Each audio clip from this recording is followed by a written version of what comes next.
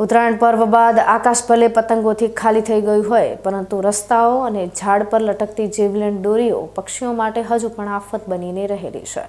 આ જોખમી દોરીઓથી અબોલ પક્ષીઓને બચાવવા માટે ભાભરના ખાનગી મોલ દ્વારા એક અનોખી અને સમાજલક્ષી પહેલ કરવામાં આવી હતી। પક્ષી બચાવો અભિયાન અંતર્ગત શહેરના વિવિધ વિસ્તારોમાંથી વેસ્ટ દોરીના ગૂંચળા એકઠા કરી તેનો સુરક્ષિત રીતે નાશ કરવામાં આવ્યો છે, જે પર્યાવરણની સુરક્ષા માટે એક મહત્વનું કદમ સાબિત થયું છે।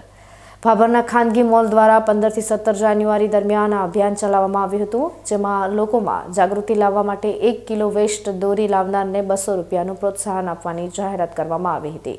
આ અનોખી સ્કીમને કારણે બાળકો અને યુવાનોમાં ભારે ઉત્સાહ જોવા મળ્યો હતો અને માત્ર 3 દિવસમાં જ 180 કિલો જેટલો દોરીનો જંગી જથ્થો એકઠો થયો હતો।